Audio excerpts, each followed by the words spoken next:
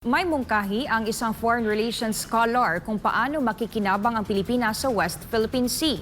Si MJ Mondihar magbabalita.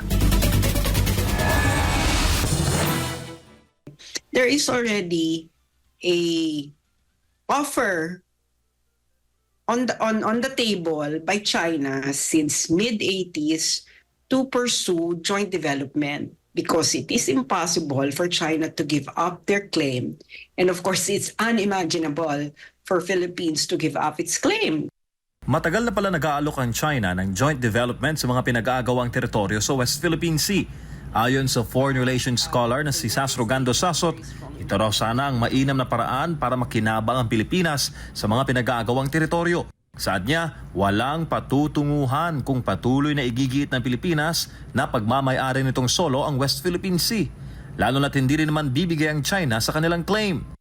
So, dead end yang usapin na akin yan because pareho kayong nagkiklaim na sa inyo eh.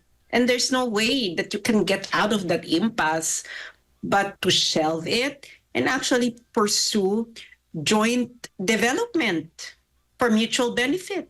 Ani Sasot, may mga bansang claimant sa WPS ang nakikipagtulungan ngayon sa China pagdating sa ekonomiya at infrastructure projects. Halimbawa dyan yung Vietnam na nakikipagkalakalan sa China habang may claim ito sa pinagagawang teritoryo. Sa panig ng Pilipinas, ang hatian na lang sa makukuhang gas deposits at iba pang yaman ang dapat siguruhin. Lalo pat wala namang kapasidad ng Philippine government na i-extract ang natural deposits sa mga pinagagawang teritoryo. Kung ang endgame ninyo ay mapaalis ang China, is that realistic? Hindi mo nga mapaalis ang Malaysia sa Sabah, mas mahina yung Malaysia sa China. Ha? Hindi ba? So ano yung endgame mo? Ano ba yung realistic na endgame? Magpapadala raw ng mga bagong barko ang Coast Guard sa Escoria Shoal matapos i-pull out doon ang BRP Teresa Magbanwa at patuloy na palalakasin ang presensya sa Escoda.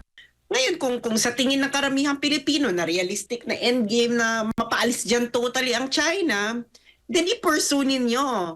Magsayang kayo ng pera, magsayang kayo ng panahon, pero alam na natin kung anong patutunguhan yan. You will fail. As simple as that. Sa huli, nanawagan si Sasot sa pamahalaan na palawakin pa ang kaisipan at subukan ang ibang approach sa mga pinagagawang teritoryo. We humiliated the Philippine Navy. We humiliated it. Second, we humiliated the Coast Guards. Can you imagine your Philippine Navy SEAL going home with an injured thumb? Okay? And second, your Coast Guards going home on stretchers. Wala pang gera yan, ha? Papaalala ko lang sa inyo, wala pang gera yan. Ganyan na yung nangyayari. So baka mag-isip-isip na tayo na itong polisiya na ito na dulot ng ating partikular na perspektibo tungkol sa conflict na yan ay hindi effective. Para sa Diyos sa Pilipinas kong mahal, MJ Mondihar, SMNI News.